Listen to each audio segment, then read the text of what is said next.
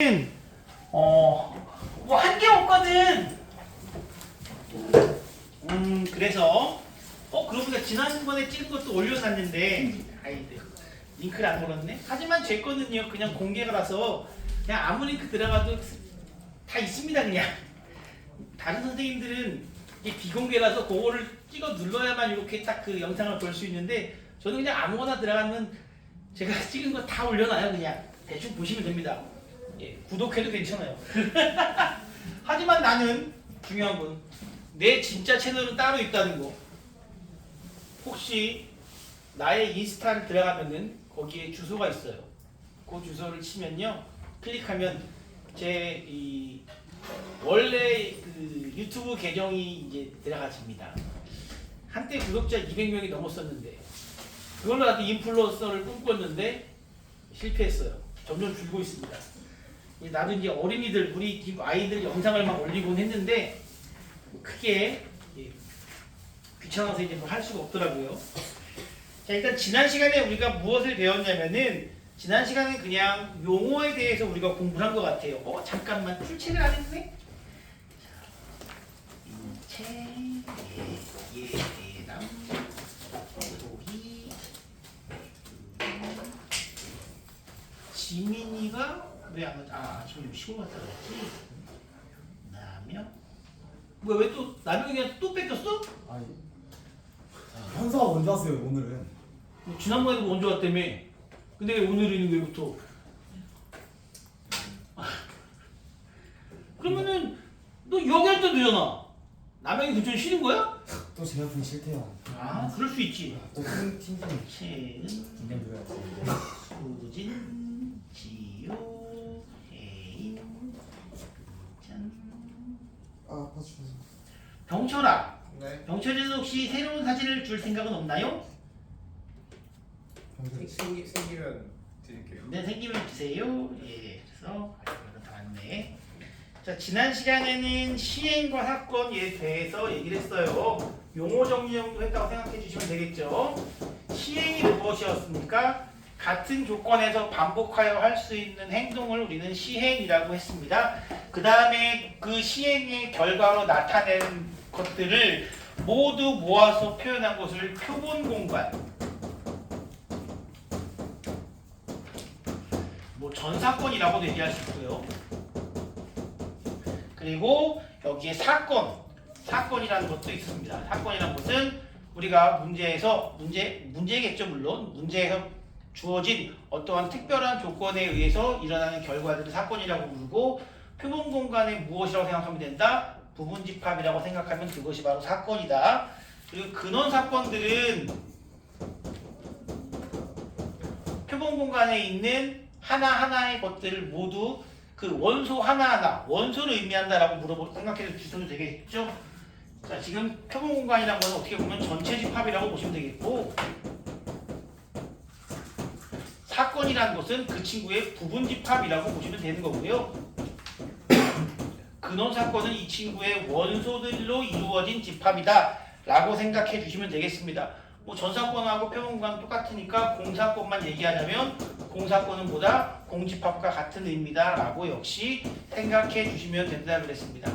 마찬가지로 요거에 이어서 합사건, 첫 번째 합사건, 그리고 두 번째 곱사건, 세 번째 뭐 있었습니까? 배반사건. 그렇지. 마지막에 네 번째는 공사건인가요? 여사건이군요. 예, 여사건. 이렇게 주어져 있고요. 합사건은 두 사건을 모두 다 더한 것을 우리는 합사건이라고 부르고, 기호로는 이렇게 합집합과 똑같은 의미다라고 말씀을 드렸고요. 곱사건은 뭐였냐면은 교집합의 의미입니다. 합사건. 그리고 곱사건이라는 것은 A도 일어나고 B도 일어나고, 얘는 A 또는 B가 일어나는 사건을 합사건이라고 부르고, 얘는 A도 일어나고 B도 일어나는, 두 개가 모두 다 일어나는 사건을 곱사건이라고 부르면서 이거는 교집합의 의미입니다. 나도 그렇고 여러분도 그렇고 앞으로 사건에 대해서 얘기할 때 합사건이라고 얘기하지 않고 그냥 합집합, 교집합이라고 얘기하는 친구들이 있습니다. 상관없어요. 나도 가끔 그렇게 얘기하니까. 배반 사건이라는 것은 특별한 사건을 얘기하는 것이 아니라 두 사건 사이의 관계를 얘기하는 겁니다. 어떤 관계냐? 서로 절대로 동시에 일어나지 않는 두 사건의 관계를 배반 사건, 옛날로 표현하면은 서로 소인 두 사건이다라고 생각해 주시면 되겠고요. 여사건이라는 것은 표본 공간에서 무엇을 제외한, 내가 생각하는 A라는 사건을 제외한 사건들, 여사건 마찬가지로 여집합과 같은 의미다라고 말씀을 드렸습니다. 뭐 이런 것들이 있다 정도만 생각해 주시면 됩니다. 딱히 어려운 건 아니었고요. 그래서 뭐 지난 시간에 제가 44페이지만 풀려고 했는데 혹시 44페이지 어려운 점 있었나요? 혹시 센비 혹시 있나요, 여러분? 센비? 딱히 없었죠? 숙제도 뭐 한 장 나갔나? 한 장 나간 것 같은데 한 장 정도? 예, 숙제도 딱히 없었을 거라고 저는 생각합니다. 그러면 오늘부터는 무엇을 얘기하는 거냐? 아니, 혹시 여기 있나요? 없어요? 예, 갑시다 그러면. 오늘부터는 이제 확률을 구할 거예요. 확률을 구할 겁니다. 확률을 구하는 것은 정말 어렵진 않아요. 이론 자체는 쉽습니다. 확률이란 것은 지우개가 여기 바로 갑시다.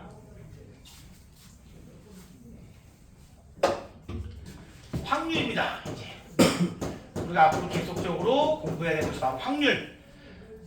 이 과목의 이름이 뭡니까? 확률과 통계 아닙니까? 지금부터가 진짜다. 그렇다고 해서 앞에 배운 것은 아무것도 아니다는 아니고요. 확률이라는 것은 어떠한 시행에서 A라는 사건이 일어날 확률, 영어로 PA라고 부릅니다. P가 확률을 얘기하죠. 뭡니까? 여기 나와 있나요? 나와 있네. 뭐야? 뭐라고 읽어 이거? probability? 이렇게 우리가 읽습니다. 확률, probability, 확률의 첫 글자를 얘기하고요. 그렇다면은 이 확률을 우리는 어떻게 구합니까? S가 뭐였지? 표본 공간. 표본 공간의 모든 원소들. 즉, 내가 어떠한 시행을 했을 때 일어날 수 있는 전체 경우의 수를 의미하죠. 그리고 그 중에 사건 A가 일어날 경우의 수가 바로 우리는 확률이다라는 겁니다. 예를 들어서 주사위를 던졌을 때 전체 일어날 수 있는 경우의 수는 6가지. 그 중에 짝수의 눈이 나오는 사건 뭐 있어요? 2, 4, 6에 3가지가 있으니 주사위를 던져서 짝수의 눈이 나올 확률은 얼마다? 2분의 1이다. 이런 식으로 공부하는 걸 우리가 이미 언제 했습니까? 중학교 2학년 때 했다는 거죠. 그래서 확률이라는 이론 자체는 우리가 중학교 때 배운 것과 다를 바가 없는데, 다만 뭐가 이제 어렵겠어? 각각의 경우의 수를 구하는 것이 조금 어려워지더라. 예전에는 되게 단순하게 뭐 주사위나 아니면 동전 같은 걸로 얘기를 했지만 지금은 많이 복잡해집니다. 그 경우의 수를 구하는 데 있어서 무엇이 필요하겠습니까? 그것이 바로 1단원에서 배웠던 여러 가지 순열 그리고 조합을 이용해서 경우의 수를 구한다. 이렇게 생각해 주시면 됩니다. 그리고 이걸 우리가 뭐라고 부르느냐? 바로 사실은 수학적 확률이라고 부릅니다. 수학적 확률이고요. 또 다른 확률도 있는데 얘는 뭐라고 부르냐? 통계적 확률이에요. 통계적 확률과 수학적 확률의 차이는 뭘까? 수학적 확률은 정말로 우리가 계산으로 풀어낼 수 있는, 계산으로 구할 수 있는, 예를 들면 주사위를 던졌을 때 짝수의 눈이 나올 확률 2분의 1이라고 했어요. 또는 동전을 던졌을 때 앞면이 나올 확률 얼마죠? 역시 2분의 1이죠. 근데 여러분 한번 동전 10번 던지면 실제로 앞면이 5번 나옵니까? 아니죠. 3번이 나올 때도 있고 어쩔 때는 재수없으면 아예 안 나오는 경우도 있지 않습니까? 뭐 극히 확률적으로 적긴 하지만, 그래서 통계적 확률은 실제로 내가 그 시행을 했을 때를 얘기하는 겁니다. 실제로 시행을 했을 때 여기 보시면 같은 시행을 n번 반복할 때 사건 A가 일어난 횟수, A가 일어난 횟수를 그냥 R이라고 하고, 시행 횟수는 n이라고 했을 때 통계적 확률은 n분의 r이다. 물론 여기서는 뭐라고 돼 있어? nr이라고 돼 있는데 하지만 우리가 통계적 확률을 자주 쓸까요? 안 씁니다. 왜? 동전을 16번 던졌을 때 앞면이 2개 나오는 경우의 수. 그럼 우리가 직접 나에게 시험 시간에 동전을 10개, 16개를 주면서 직접 시행하라고 하진 않는다는 거지. 따라서 통계적 확률에 대해서는 여러분들이 크게 신경 안 써도 되고, 다만 이때 시행 횟수를 무한히 늘리면 어떻게 될까요? 수학적 확률로 뭐 하게 되는 거야? 뭐 하게 되는 거야? 뭐라고 불러 이거? 극한이잖아. 수학적 확률로 가까워진다. 어떡한다? 수렴한다 라고 생각해 주시면 됩니다. 수렴. 수학적 확률로 수렴한다. 동전을 10개 던지면은 그게 몇 번 나올지 몰라요. 하지만 실제로 동전을 한 10,000번 던지면 상당히 높은 확률로 4,500에서 5,500 사이의 앞면이 나온 횟수가 나옵니다. 우리가 나중에 대학에서 혹시 여러분들이 수학에 관심이 있으면 뭐 이런 거를 뭐 베이지안 확률이라 그래가지고 따로 배우는데 뭐 사실 관심 없죠? 여기서 수학과 갈 사람 있습니까? 혹시 저는 수학에 너무 관심이 많아서 수학과를 지망하려고 합니다. 있습니까? 진짜로? 수학과를? 수학 교육과가 아니고? 둘 다? 갑자기 할 말이 없네. 저는 개인적으로 내가 수학과를 나오진 않았어. 내가 수학과를 나오진 않았는데 수학과를 나온 사람들을 많이 봤어. 여기서 이런 식으로 일하다 보니까 많이 봤고, 참고로 내 와이프는 수학과 나왔어. 아내는 수학과를 나왔고, 우리 아내는 그걸로 대학원도 나왔어. 근데 본인은 너무너무 후회를 하는 거야. 제일 중요한 건 이거야. 수학과 나왔어. 뭐 할래? 이거야. 진짜 그거야. 혹시 수학과를 나오면 뭐 하고 싶은데? 그냥 수학이 좀 재밌는 느낌이야? 그래서 수학과에 가고 싶어? 다음 후회합니다. 그렇지? 후회합니다. 예. 수학과를 간다면 만약에 꼭 해야 될 게 2가지가 있어. 첫 번째는 교직이수. 교직이수가 뭔지 알아? 선생님 임용시험을 볼 수 있도록 준비하는 수업들이 따로 있습니다. 그래서 교직이수를 하거나 또는 교육대학원을 가는 거야. 그걸 가지고 다시 한번 선생님이 될 수 있는 기회를 찾는 거지. 그냥 아무것도 없이 수학과 나와서 할 수 있는 직업 뭐가 있을까? 혹시 들어봤니? 보험계리사를 좀 하곤 합니다.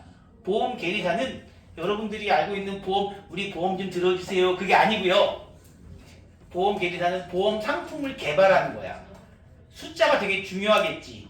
그리고 아니면 수학과 나와가지고 회계사무소 이런 데 취직하는 경우도 있는데, 그렇게 회계사무소 같은 데 취직한다고 해서 좋을 건 없어요. 역시 회계사한테 너무 밀려. 그냥 사무원 되는 거거든. 그래서 사실 수학과는 대부분 사람들이 그렇게 추천하지도 않고요. 까놓고 얘기해서 자연계열에서 점수 제일 낮은 데가 어딘지 아십니까? 수학과예요. 진짜로 수학과입니다. 진짜 대부분의 학교에서 되게 아이러니하게도 수학과를 가는 친구들은 그 학교에서 성적이 제일 안 좋은 친구들입니다. 사실 수학을 잘 못하는 애들이 수학과를 가죠. 높은 확률로. 그리고 일부 정말 수학이 좋아서 수학과를 가는 친구들도 있고, 아니면 성적이 낮은데 나는 그래도 내 성적에서 제일 좋은 학교를 가고 싶다 하면은 수학과를 가는 경우가 많은 거야. 반대로 인문계에서는 어디 갑니까? 그럼 여러분 철학과 갑니다. 철학과 가요. 인문계에서 나는 어떻게든 좋은 학교 가고 싶은데 미래는 모르겠다. 대학 간판이 중요하다. 그러면 철학과 가는 거야. 철학과 나와서 뭐하니? 내 후배 한 명 철학과 나와가지고 택시 운전합니다. 진짜로. 예. 돈 잘 벌었어. 그래서 한동안 지금 모르겠다. 근데 진짜 대신 그렇게 가는 친구들은 조금의 다른 목표가 있어. 어떤 목표가 있냐면 뭐 힘찬이 같은 경우는 수학이 좋아서 수학과 쪽으로 생각을 하겠지만 대신 그 생각은 해야 돼. 수학과 나와서 뭘 할 것인가 좀 생각을 해봐야 돼. 사람들이 왜 공대를 많이 갈까? 왜 컴공을 많이 갈까? 전학이란 말이 왜 있을까? 그런 생각을 많이 해봐야 되고 사실 미래는 몰라. 나중에 10년 뒤에 여러분이 졸업했을 때쯤에는 10년도 안 남았지 이제. 너네 얼마 안 남았구나. 여학생들은 4년 뒤면 5년 뒤면 이제 대학 졸업이네. 5년밖에 안 남았어. 진정한 이 사회인이 될 때까지. 남학생들이 조금 더 나갔죠. 조금 더 나갔고요. 그러면 수학과 나와서 내가 뭐 할 것인가 생각 꼭 해야 돼. 내가 갈까? 정말 내가 뭐 할 게 없을 것 같아. 지금은 아무것도 몰라. 내 미래가 어떻게 그려질지 모르겠어. 그러면 그냥 인기 있는 과 아니면 되게 뭐랄까 무난하고 넓은 저변이 넓은 과 뭐 있어? 인문계에서 가장 저변이 넓은 과가 뭐니? 상경계열 경영경제 하는 거야. 그래서 특별히 뭐 할 거 없을 때는 인문계에서는. 그리고 공대 쪽에서는 뭐 하는 거야 그러면? 제일 만만한 전학이 가는 거야. 그러니까 컴공 가거나 대부분 그래요. 예. 수학과는 뭐 내 자식이라면 절대 못 가게 합니다. 진짜. 너 거기 나와서 뭐 할래? 딱 그거야. 대학을 한 급 낮추더라도 무조건 다른 데 가라고 난 얘기하고 싶어. 나는 아니면 집에 돈이 많어. 예를 들어 그건 돼. 만약에 집에 돈이 많어 내가 평생 공부만 할 수 있어. 그러면 가능한 거야. 수학과가. 수학과로 석사, 박사까지 따버리는 거지. 그리고 유학 가야 돼. 유학 가서 박사 따고 그 다음 과정을 우리가 포스트 닥터라고 해서 포닥이라고 부릅니다. 포닥 과정 외국에서 하다가 최종적으로 교수 임용돼가지고 교수로 남는 게 수학과에서 베스트 코스야. 그런데 그러려면은 돈이 많이 들어요. 진짜 돈이 많이 듭니다. 그리고 내가 말했지만 박사까지는 어떻게든 딸 수 있어. 본인의 의지만 있다면. 하지만 돈이 있어야 되겠다 여기서도. 그 다음에 포스트 닥터가 됩니다. 포스트 닥터는 닥터, 즉 뭐랄까 박사이기 때문에 돈을 받으면서 어쨌든 공부를 해. 근데 우리나라 대학은 얼마 주느냐? 잘해야 2천만 원, 3천만 원 줍니다. 생활이 안 돼요. 포스트 닥터 정도가 되려면 대신 남학생들은 잠깐의 조금의 약간 뭐랄까 뭐 장점이 있다면 군대 대신에 전문연구원으로 일할 수 있습니다. 그런 방법이 있어요. 남학생들은. 여학생들은 메리트 1도 없어 진짜. 그 다음에 이제 외국으로 가면은 그래도 그 포닥 페이가 한 5만 불은 줍니다. 5만 불. 요즘 환율로 얼마예요? 한 7천만 원, 8천만 원 된다고. 근데 거기에 들어가기가 너무 힘들어. 일단 첫 번째. 그리고 거기에 들어간다고 하더라도 버티기도 힘들어. 거기도 계약제거든. 그럼 거기서 포닥 끝나면 다시 어떻게 해야 돼? 또 우리나라 와서 또 공부하는 거야 그냥. 그럼 마지막으로 대학교 교수 임용은 말도 안 되지. 내가 보기에는 너희들은 대학교 교수 되는 거 불가능하다고 봅니다. 왜냐면 학생들이 줄어서. 지금 현재 다니는, 지금 현역으로 뛰고 있는 대학 교수들이 모여서 놀고 얘기하면서 제일 많이 얘기하는 것 중에 하나가 뭐냐면 야 우리 10년 뒤에 어떡하지? 이거야. 10년 뒤에 학생이 절반을 줄 것 같은데? 우린 어쩌지? 그 생각하고 있다니까? 그래도 요즘 대학들이 가장 신경 쓰는 것 중에 하나가 뭘까? 외국 대학생, 유학생들 유치하는 거. 특히 중국인 유학생들 되게 많습니다. 서울에 있는 괜찮은 대학들 보면요 중국인 유학생들 꽤 많이 와 있어요. 예. 그런 생각을 좀 해 주셔야 돼요. 내가 아무리 수학이 좋아도 수학 교육과는 가는 것이 좋다고 생각을 해요. 예, 저는 그렇게 봅니다. 수학이 좋아도 이거를 그냥 수학 문제 푸는 걸 직업으로 삼기는 좀 아닌 것 같고. 하여간 갑자기 이 얘기 왜 했지? 나중에 대학 가서 데이지한 확률 막 얘기하다가 서에 관심 있는 사람들은 공부를 할 수 있지만 나는 수학과 공부하고 싶다. 그럼 뭐 하면 되느냐? 공대 가. 하지만 수학과 수업 신청해. 그래서 하면 돼. 공대 애들이 더 잘합니다. 수학. 진짜로 더 잘해요. 옛날부터 학생들한테 하는 얘기가 있지. 수학과 애들이 공부를 잘하냐? 아니면 다른 과 애들이 공부를 잘하냐? 결국은 대학 잘 나온 놈이 수학 잘한다 이거야. 진짜로. 예. 자, 그렇게 해서 이제 문제 바로 넘어가겠습니다. 48페이지부터 갑니다. 통계적 확률 같은 경우는 다 나오니까 너무 걱정할 필요 없고요. 자, 수학적 확률부터 하나씩 보도록 하겠습니다. 다양한 문제들이 주어져야 되는데 생각보다 여기에 문제가 다양하진 않아요. 빨리 해결하고 다른 문제집 그리고 쌤비 여러분 문제 푸는 시간 좀 역시 드리도록 하려고 노력해 보겠습니다. 첫 번째, 서로 다른 두 개의 주사위를 동시에 던질 때, 지난 시간에 누가 12개라고 그런 사람 있죠? 예, 서로 다른 두 개의 주사위를 동시에 던지면 전체 경우의 수 몇 가지입니까? 예, 36가지, 36가지가 바로 전체 경우의 수입니다. 자, 첫 번째, 우리 이거 했나? 했지? 한 거 같은데? 48쪽까지 한 거 같은데? 혹시 48쪽 밑에 질문 있나요? 문제를 보니까 기억나네? 없어요? 괜찮아요? 다음 문제 가겠습니다. 이번엔 순열입니다. 유형 두 번째 갑니다.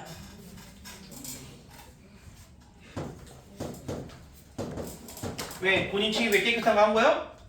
자, 첫 번째 A, B, C, D, E라는 5명이 일렬로 설 때, 5명이 일렬로 설 때 거기까지가 전체 경우의 수라는 얘기입니다.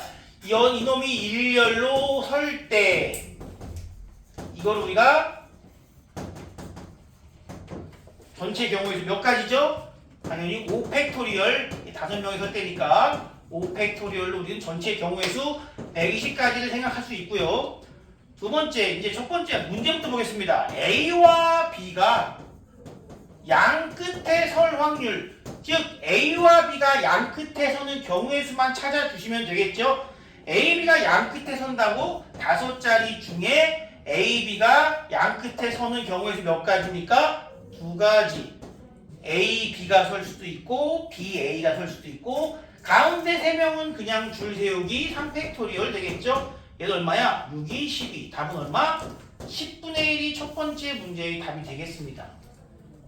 별거 아니죠, 아직은. 자, 두 번째. 이번엔 A와 B가 이웃하게 될 확률입니다. A와 B가 이웃이라고? 그렇다면 A, B를 우리는 무엇으로 놓고 한 명으로 취급하고 C, D, E까지 지금 총 몇 명이 된 거야? 4명이 되었고요. 4명을 먼저 줄 세우고 난 뒤에 A, B를 바꿔 쓰는 경우의 수 여기까지가 분자. 그리고 분모는 5팩토리얼. 그러면 약분해 버리면 5만 남고요. 이거 매번 다 계산하는 것이 아니라 팩토리얼 상태로 그냥 두셔도 괜찮습니다. 결과적으로 5분의 2라는 답이 나오겠습니다. 쉽다. 이따가 유제 풀 시간 드릴게요. 자, 다음으로 계속 넘어갑시다. 무슨 일이 벌어지고 있는 옆에는? 자, 유형 세 번째. 역시 이번엔 조합에 대해서 나보고 확률을 구하라고 합니다. 조합입니다. 오렌지 맛 사탕 5개. 딸기 맛. 잠깐만. 딸기는 좋아. 스트로베리지. 얘가 3개. 사과는 애플이니까 A가 2개 있는 상자가 있고요. 임의로 3개의 사탕을 동시에 꺼낸다고 합니다. 꺼낸다. 상자에서 무엇을 꺼낸다라는 것은 우리가 언제나 조합으로서 꺼낸다고 생각해 주셔야 됩니다. 조합으로 꺼내는 거예요. 이거 나중에 통계에서도 종종 나오는 표현인데 상자에 얘네들이 있을 때 여기서 꺼내는 거는 조합으로 우리가 생각해 주셔야 됩니다. 왜냐면 꺼내기만 할 거니까. 꺼내서 나열하는 것이 아니니까. 내가 오렌지 하나, 여기 뭐야 이거 스트로베리 하나, 애플 하나 꺼내는 거나 오렌지, 애플, 스트로베리 꺼내는 거나 상관없다는 얘기예요. 조합으로 꺼낸다면 이때 전체 경우의 수는 몇 가지가 될까요, 여러분? 총 몇 개 들어있어?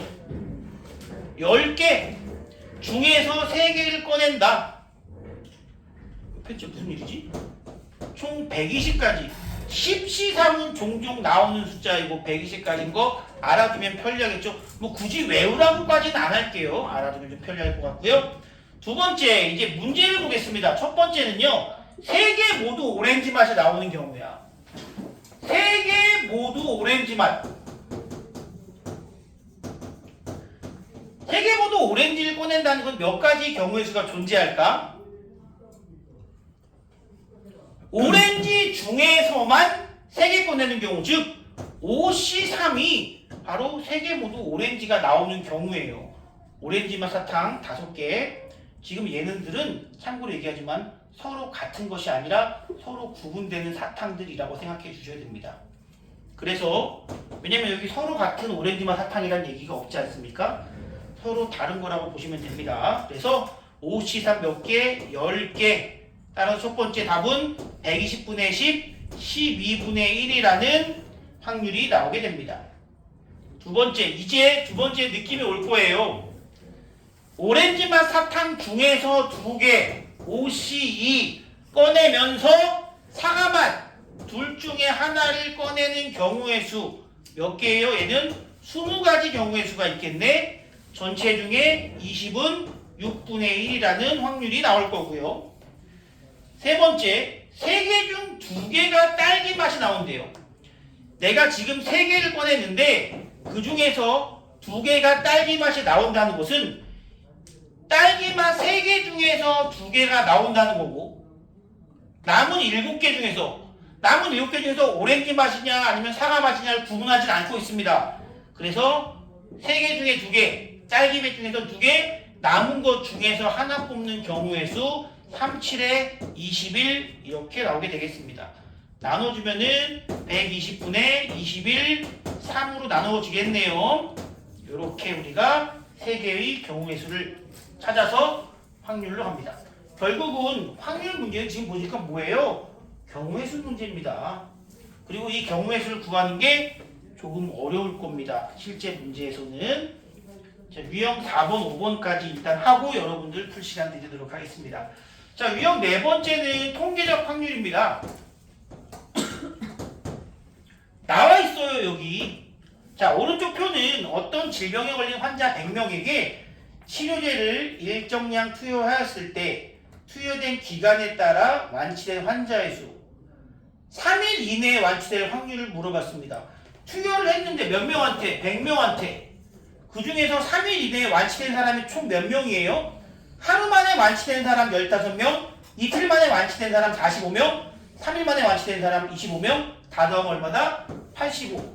100분의 85의 확률로 다 완치가 됐네요. 그치죠? 20분의 17. 통계적 확률은 문제에서 자료들을 다 무조건 주기 때문에 나보고 직접 시키는 게 아닙니다. 자료들을 주기 때문에 상대적으로 더욱더 쉽다. 자, 마지막으로 기하적 확률이라는 것은 무엇이냐? 기하적 확률. 기하라는 의미가 뭡니까, 여러분? 도형이라는 의미 아닌가요? 도형에서의 확률을 묻는 겁니다. 뭐 이런 거랑 비슷하다고 보시면 돼요. 예를 들어서 우리가 이렇게 사각형이 있는데 사각형을 4등분을 해. 그리고 여러분들이 사격장 마치 게임 거기 뭐냐 그거 놀이동산 가면 막 총 쏘는 거 있잖아. 여기에 맞추면 인형을 준다는 거야. 에버랜드 가면 얼마야? 10,000원에 3판. 아, 한 번도 못 땄죠. 그 이따만한 인형 주더만. 거기에 혹해서 3만 원 썼지만 한 번도 못 땄어요. 그래서 누군가 선물로 준 적이 있습니다. 우리 집에. 최악입니다. 다시는 안 하기로 했어요. 그냥 쓰레기야. 미치겠어. 자, 그럼 생각해보세요. 총을 쐈어. 여기에 맞출 확률 얼마냐? 자, 빗나가는 경우는 없다라고 가정할 때 전체 넓이 중에 이 당첨되는 넓이가 얼만큼이야? 4분의 1이죠. 당연히 내가 여기서 상품을 딸 확률은 얼마다? 4분의 1이다. 이렇게 생각하시면 되겠습니다. 원으로 나올 때도 마찬가지죠. 원으로 나올 때도 우리가 이렇게 피자 모양으로 8가지 잘랐는데 여기가 당첨되는 영역이라면 자, 판을 돌리고 쏘세요 해서 짠! 여기에 들어갈 확률 얼마다? 당연히 8분의 1이다. 결국은 기하적 확률이라는 것은 전체 넓이분의 그리고 사건 A의 넓이로 우리가 그 기하적 확률을 구할 수 있다. 자, 그렇다면 이제 이게 원으로 나왔습니다. 지금 이 문제는 원으로 나왔는데 그 원이 반지름의 길이가 2, 3, 4, 2, 3, 4, 2짜리, 3짜리 이렇게 원이 주어졌다고 합니다. 2, 3, 4 색칠한 부분의 맞출 확률 결국 넓이 구하라는 얘기 아닌가요? 전체 넓이가 얼마입니까? 전체 넓이는 반지름의 길이가 4인 원의 넓이이기 때문에 전체 넓이는 16파이. 색칠된 부분, 사건 A가 일어날 수 있는, 그 사건이 일어날 수 있는 넓이는 반지름의 길이가 3인 원 9파이에서 반지름의 길이가 2인 원 4파이를 뺀 친구가 A의 넓이가 되겠죠. 따라서 전체 16 중에 5만큼이 차지하고 있다. 정답은 16분의 5가 되겠습니다. 실제로 이 정도 수준의 문제도 당연히 시험에 출제가 됩니다. 모든 문제가 어렵게 나오진 않잖아요. 이 정도 수준의 문제 나오지만 많이 나오지 않아요. 지금부터 하나, 둘, 셋, 넷, 다섯, 여섯, 일곱, 8개 풀어주세요. 지금부터 풀어주시면 제가 다니면서 막히는 거 얘기해 주시면 제가 가서 도와드릴게요.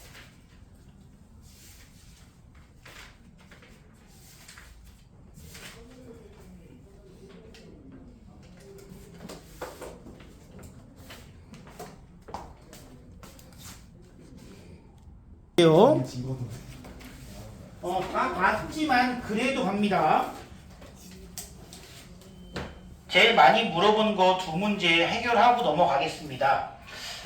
그 외의 문제들도 여러분들 좀 이따 또 문제 풀 시간 드릴 테니까 그때라도 다시 한번 물어봐 주세요. 첫 번째는 유제 10번입니다.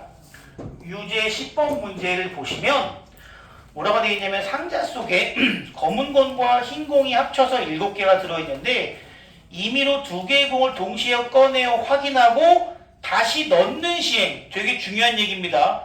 우리가 이런 시행을 뭐라고 부르느냐?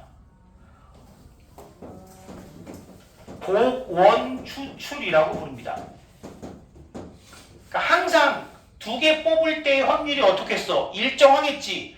만약에 여러분들 제비뽑기를 하는데 앞 사람이 뽑고 다시 안 넣고, 그럼 그 다음 사람이 뽑고 다시 안 넣고, 또 그 다음 사람이 뽑고 다시 안 넣으면 앞 사람이 당첨됐냐 안 됐냐에 따라서 뒷 사람의 확률이 어떻게 되겠습니까? 바뀌겠죠? 근데 뽑은 다음에 다시 넣고, 뽑은 다음에 다시 넣고, 뽑은 다음에 다시 넣으면 내가 몇 번째에 똑같은 행동을 하더라도 확률은 일정하게 유지가 됩니다. 그걸 우리는 뭐라고 부르느냐? 복원 추출이라고 부릅니다. 나중에 나오게 되니까 일단 말씀드렸고요. 그럼 이 친구의 전체 경우의 수는 몇 개냐? 총 7개 중에서 2개를 선택하는 것이다. 그런데 검은 공이 몇 개냐? 검은 공이 몇 개인지는 나도 모르겠다 이거야. 흰 공이 있는데 검은 공이 N개인데 모두 검은 공이 나왔다. 모두 검은 공이 나왔다. 나도 지금 처음에 좀 문제가 헷갈렸어. 그냥 2번 걸로 모두 그냥 검은 공이 나왔다는 건 줄 알았어. 즉 검은 공이 그냥 나왔다는 건 검은 공 2번일 수도 있고 검은 공 1번일 수도 있는데 이 얘기인지 아니면 모두 나왔다는 얘기인지 좀 헷갈립니다. 그런데 이거는요, 실제 문제에서, 학교 시험 문제에서는 그거를 충분히 구분할 수 있게 주니까 너무 신경 쓰지 않아도 되겠고요. 어쨌든 모두 검은 공, 즉 이 N개 중에서만 2번 선택하는 경우의 수를 우리가 구한 겁니다. 그리고 이 친구를 지금 여러 번 반복했다라는 얘기는 이 친구는 실제로 우리가 행동을 하는 데 있어서, 시행을 하는 데 있어서 이거는 통계적 확률을 의미하지만 여러 번 반복했으므로 결국 수학적 확률로 바꾸어 생각해 달라는 얘기입니다.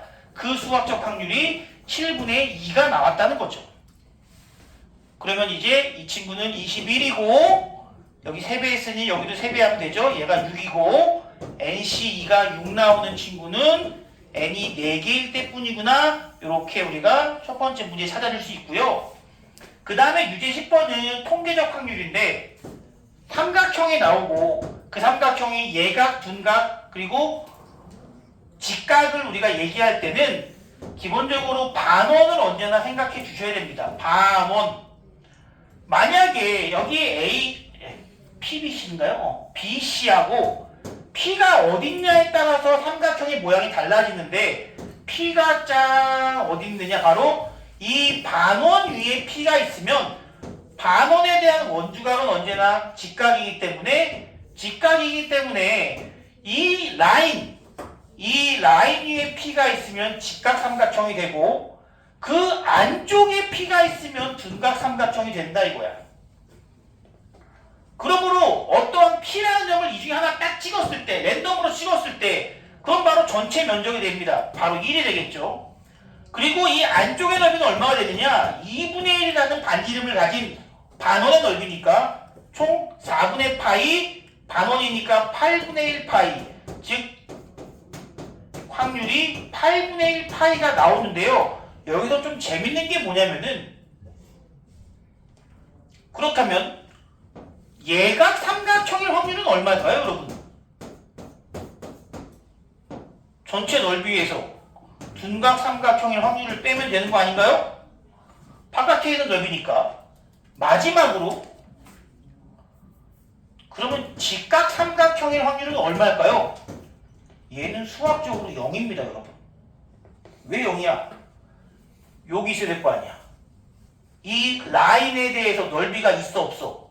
없죠. 선은 넓이라는 것이 존재하지 않기 때문에 얘는 이론적으로는 직각 삼각형이 나올 확률은 0이다. 이렇게 얘기를 합니다.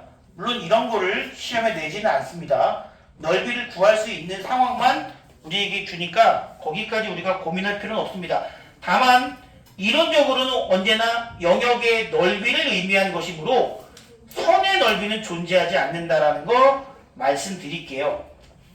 자, 그러면 이제 오늘은 마지막으로 덧셈 정리까지 하면 됩니다. 우와, 확률 앞부분 오늘 끝납니다.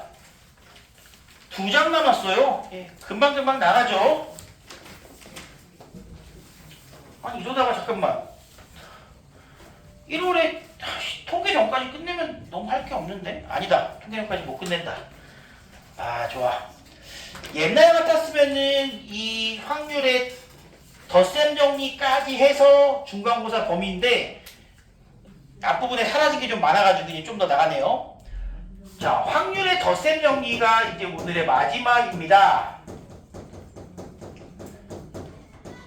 그러면 덧셈 정리 있으면 모두 있을까, 얘들아? 뺄셈, 없어요? 곱셈. 그렇죠. 곱셈 정리까지는 있습니다. 확률의 곱셈 정리까지는 있고 뺄셈 정리는 없어요. 뺄셈 정리는 없다 진짜. 예. 덧셈 정리란 무엇인가? 어떠한 사건 A 또는 B가 일어날 확률을 구하라는 겁니다. 사건 A 또는 B 또는의 의미는 항상 뭐였어? 내가 그냥 이런 합집합, 그렇죠. 합사건의 의미. 사건 A 또는 B라는 것은 A 합사건 B를 의미하고요. 집합이랑 완전히 같은 의미를 가지고 있다고 했습니다. 그러므로 이 A 합집합 B 또는 A 합사건 B라는 친구의 무엇을 구할 때, 확률을 구할 때는 항상 A의 확률을 구하고 B의 확률을 구한 뒤에 뭐 해주면 될까? 교집합을 빼요. 바로 그거죠. 교집합. 동시에 일어나는 사건을 빼주시면 됩니다. 이 동시에 일어나는 사건을 우리는 뭐라고 부른다? 그치, 곱사건. 근데 교집합을 빼요. 괜찮다고요. 우리 이거 뭐라고 했습니까? 이런 걸로 시험 문제 안 나오니까 그냥 편한 대로 생각해도 됩니다. 그냥 이것이 바로 확률의 덧셈 정리야. 되게 중요합니다. 이게 여기부터는 조금 어려워요. A 또는 B 문제 잘 읽어주셔야 되고요. 두 번째 6건의 확률은 따로 얘기하지 않겠습니다. 바로 문제로 넘어갑니다.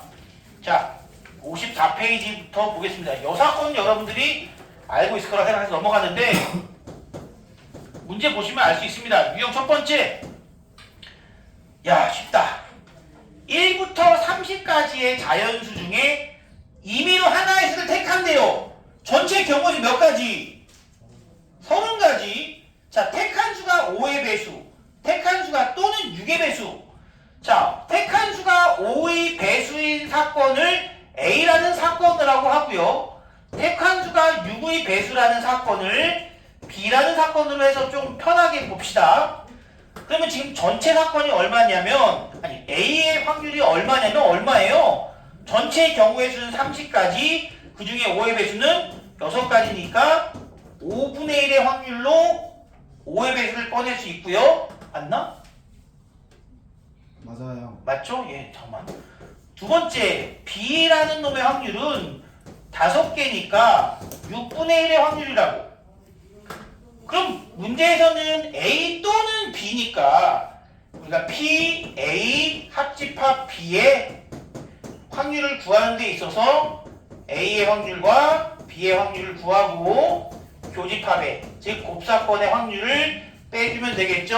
5분의 1 빼기 더하기 6분의 1 빼기 자 5와 6이 동시에 일어난다는 게 무슨 의미야? 5의 배수 2면서 6의 배수 누구밖에 없어? 30. 그렇지. 요것도 우리가 구해줄 수 있다는 거죠. 어이 좋아. 얘는 30분의 1이다. 그래서 더하고 빼면은 30분의 10이니까 답은 얼마다? 3분의 1이라는 확률이 나온다. 어때 남녀가 어렵니? 할만해요. 할만해요? 봤지? 남녀기 할만하대. 미장원 가면 날라다녀야 돼. 진짜로? 영상 가고. 미적분 가면 날라다녀 너? 여기 미적분 같이 드는 친구 있니 여기? 증원이 필요한데 이건? 아니야? 아니라는데? 시기비트.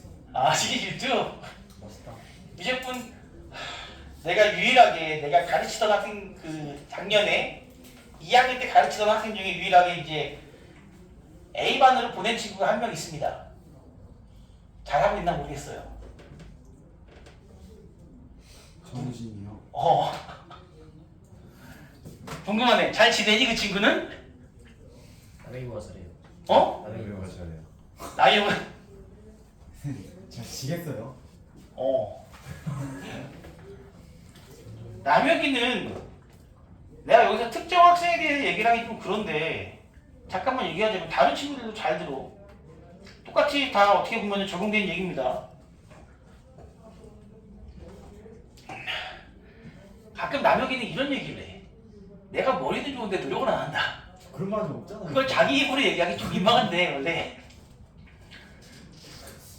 결론 내립니다. 머리가 좋은데 공부를 안 한다라고 말할 수 있는 사람은 공부를 안 해도 최소 85점, 90점 나와야 머리가 좋은 거야. 진짜야 얘들아. 머리 좋은 애들은 달러. 다릅니다. 난 한 번도 못 봤어 그런 애들. 주율이 가능한 거. 진짜로? 아니. 근데 중학교 때는 되는 거지. 중학교 때는 정말 수업만 듣고 머리 좋으면 90점이 넘는데 사실 고등학교 때 난 그게 가능한가 싶어. 수업 듣고 머리 좋다고 되나 그게? 자 아무튼 다음 유형으로 갑니다. 나는 그래. 공부를 잘한다는 것은 머리가 좋은 게 아니라 진짜 인내심 싸움이라고 생각해. 인내심 싸움. 이게 확률과 통계도요 여러분들 문제 풀다 보면은 이걸 언제 다 구해? 이걸 진짜 일일이 다 내가 해야 돼? 그리고 그걸 세는 사람이 승리자가 되는 거야. 진짜 그걸 세는 사람이 승리자가 됩니다. 유형 두 번째 보겠습니다. 빨간색 색연필이 4개, 노란색 색연필은 6개가 들어있는 필통이 있다고 합니다. 임의로 2개의 색연필을 동시에 꺼낼 때 같은 색의 색연필이 나올 확률을 구하시오.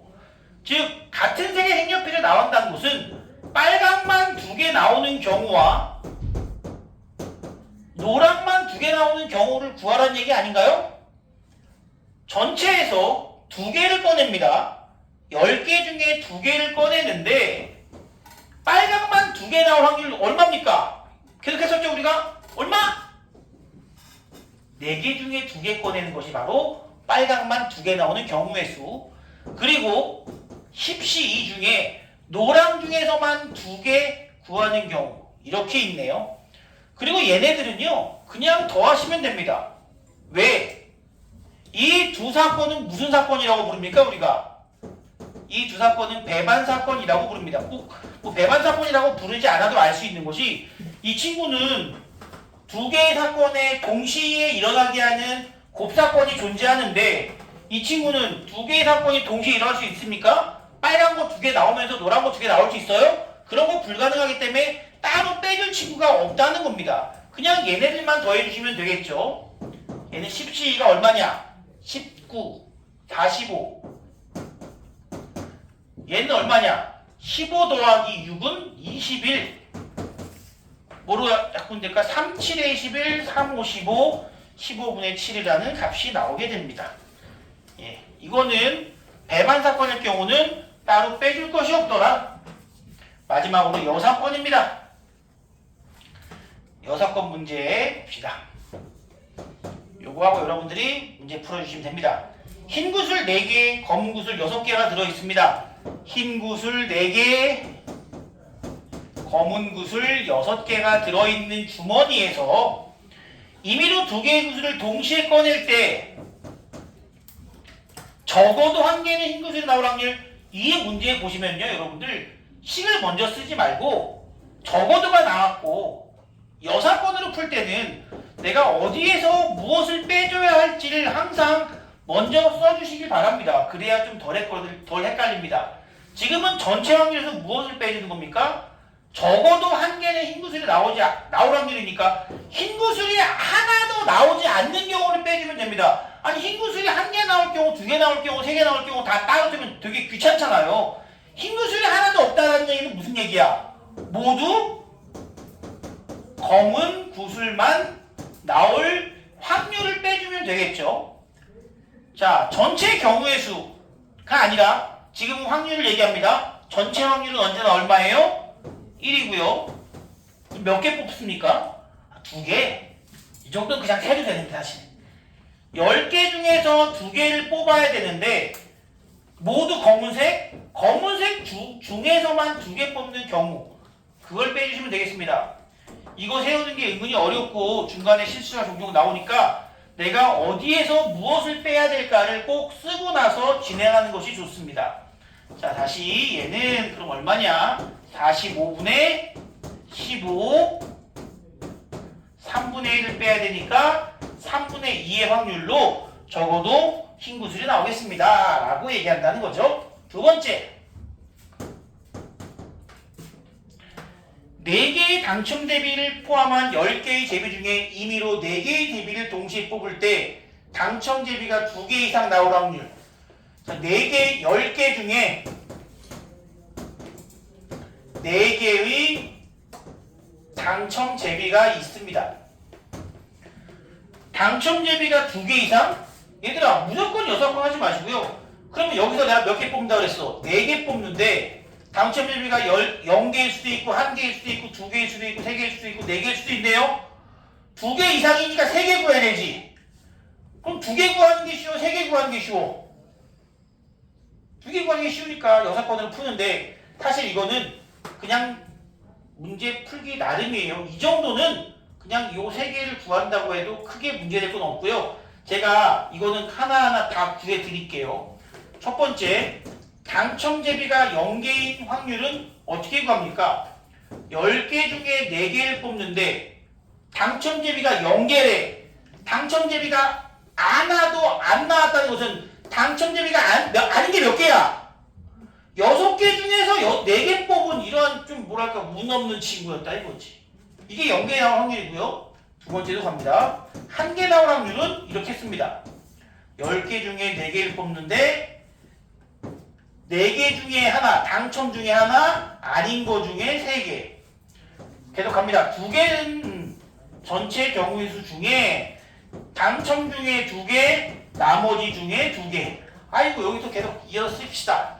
3개가 나오는 경우는 당첨 중에 3개, 나머지 중에 1개.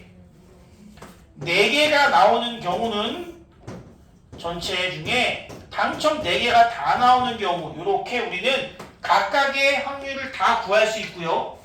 문제에서 원하는 것은 2개 이상이라고 했으니까 이렇게 다 모아서 답을 내던가 아니면 방금 전처럼 전체 1에서 전체라고 할게요. 0개 또는 1개를 제외하는 경우도 있다는 거죠. 전체는 1이고 문제에서 원하는 대로 가겠습니다. 10치4가 얼마냐? 이건 나도 모르겠다. 10치4 1987 4321 정말? 3 210 좋아. 210 210분의 나 맨날 헷갈려 이거 몇 개야 얘는? 15. 얘는 20 곱하기 4는 80. 210분의 95를 빼면은 115. 5로 약분하면 5, 20, 5, 35, 5, 4, 20, 5, 20, 42분의 23 이렇게 나오고요. 여러분들 심심하면은 요거 3개 더해보세요. 그러면 똑같이 42분의 23 나옵니다. 이렇게 우리는 단순한 경우의 수 거의 웬만하면 제일 많이 쓰는 게 지금 보시다시피 사실 조합을 제일 많이 씁니다. 뭐 중복조합이니 같은 것이 있는 수열이니 그런 것보다 사실은 조합을 제일 많이 사용해서 문제를 해결하죠. 지금부터 유제 풀고 중단원 연습 문제까지 쭉 풀어주시면 되겠습니다.